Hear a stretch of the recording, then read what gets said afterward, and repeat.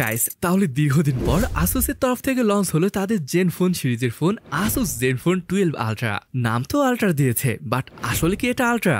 এই ব্যাপারটা তো আমরা এটার স্পেসিফিকেশন সম্পর্কে জানার পরেই বলতে পারবো। তবে ব্যাপারটা হলো সব থেকে পাওয়ারফুল চিপ, ডিজাইন আর ডিসপ্লে, এগুলো তো আপনাকে চমকে দিতেই পারে। যাই হোক, আজকের এই ভিডিওতে এই ফোনের প্রাইস, ক্যামেরা, পারফরমেন্স সম্পর্কে একদমই ডিটেলসে জানতে পারবো। তাই আর দেরি না করে আসুন শুরু করি আজকের ভিডিওটি।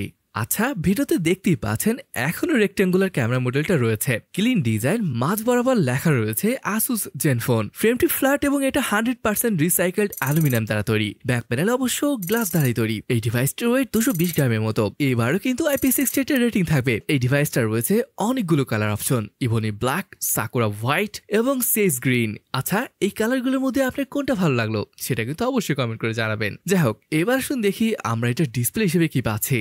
এখানে থাকবে 6.78 ইঞ্চের এলটিপিও অ্যামোলেড প্যানেল, অবশ্যই স্যামসাং এর ডিসপ্লে, তাই কালার, কন্ট্রাস্ট, শার্পনেস নিয়ে কোনো কথাই বলতে হবে না। তাছাড়া এখান থেকে যাতে করে স্মুথ স্বাদ নিতে পারেন তার জন্য এখানে রয়েছে 144 হার্জের ফাস্ট রিফ্রেশ রেট। HD10 এর সাপোর্ট থাকলেও এখানে কিন্তু ডলবি ভিশনের সাপোর্ট নেই। তবে এটার ব্রাইটনেসের কথা যদি বলি, পিক ব্রাইটনেস 2500 নিটস, তবে এটার HB মোডের 1600 নিটস। আসলে আপনারা সবসময় HB মোডের ব্রাইটনেস কত হয় সেটা দেখবেন, এটাই আসল ব্রাইটনেস। যাই হোক, ডিসপ্লেটিকে করছে কর্নিং গোরিলা গ্লাস ভিক্টাস 2। আর আপনি যদি এটা চীন ও বেজেলের দিকে দেখেন, দেখবেন অনেক পাতলা করা হয়েছে, তাই ভিডিও দেখার সময় বেশ মজা আসতে যাচ্ছে কিন্তু। আর হ্যাঁ, এখানে স্টোরেজ স্পিকার তো রয়েছে, ভালো কথা। তবে সব থেকে অবাক হওয়ার মতো ব্যাপার হলো এখানে 3.5mm জ্যাকটাও কিন্তু থাকবে।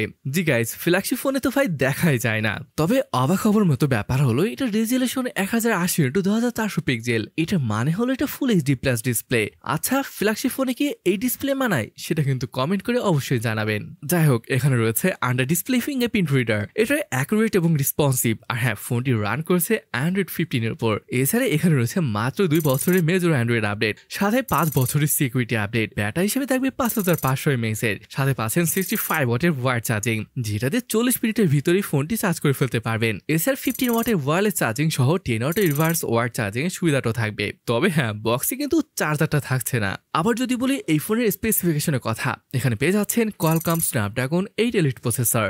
অবশ্যই এটা এখনকার সময় সব থেকে শক্তিশালী প্রসেসর বলেও ভুল হবে না। র্যাম এবং স্টোরেজ অপশন থাকবে দুইটা, 12256 এবং 12512 জিবি। র্যাম টাইপ LPDDR5X এবং স্টোরেজ টাইপ অবশ্যই UFS 4.0। এখানে সব গেমই খুবই স্মুথলি খেলতে পারবেন। এছাড়া আসুস গেম জিনি ড্যাশবোর্ড তো আছেই, এখানে আপনার পছন্দ মতো কাস্টমাইজ করে খেলতে পারবেন। অলরাইট, আসুন এবার দেখি ফোনটির ক্যামেরা পারফরমেন্স আসলে কেমন পাওয়া যাবে। এই সুন্দর দেখতে ক্যামেরা মডেলের মধ্যে রয়েছে ট্রিপল ক্যামেরা সেন্সর, যেটা মেন ক্যামেরাটি 50 মেগাপিক্সেলের, সাথে কিন্তু গিম্বল ওয়াইস এর সাপোর্ট রয়েছে। সেকেন্ড সেন্সরটি 32 মেগাপিক্সেলের টেলিফোটো সেন্সর, আর এই সেন্সরটি ব্যবহার করে সর্বোচ্চ 3x পর্যন্ত অপটিক্যাল জুম করতে পারবেন। এখানেও কিন্তু ওয়াইস এর সাপোর্ট পাচ্ছেন। তৃতীয় সেন্সরটা একটা আল্ট্রা ওয়াইড, যেটা 13 মেগাপিক্সেলের। আবার যদি ফ্রন্টে আসেন, এখানে পেয়ে যাচ্ছেন 32 মেগাপিক্সেলের একটি সেলফি সেন্সরকে। তবে আমার কাছে সব থেকে যে বিষয়টা ভালো লেগেছে, এই ফোন দিয়ে আপনি 8K 24 FPS এ শুট করতে পারছেন। হ্যাঁ, তাছাড়া 4K তে 60 FPS এবং 1080p তে 240 FPS এবং 720p তে 480 FPS এ ভিডিও শুট করতে পারছেন।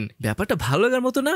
আর ভাই, যেহেতু ভয়েস এর সাপোর্ট রয়েছে, তাই ভিডিও করতে পারছেন একদম ঝাঁকুনি মুক্ত। যাই হোক, এবার আসুন আমরা এই ফোনটিতে তোলা কিছু ফটো স্যাম্পল দেখে আসি।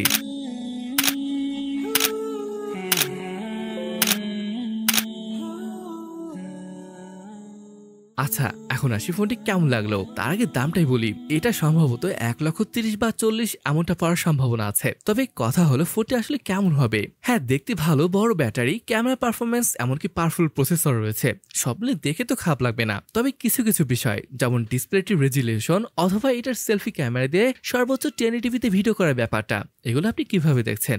আচ্ছা, এই ডিভাইসটি আসলেই আপনার কাছে কেমন লেগেছে সেটা কিন্তু না জানিয়ে চলে যাবেন না। আর হ্যাঁ, সাবস্ক্রাইব করে ফেলতে পারেন। তাহলে আজকের ভিডিওটি এখানেই শেষ করছি। দেখা হবে পরের কোনো অসাম ভিডিওতে। আল্লাহ হাফেজ।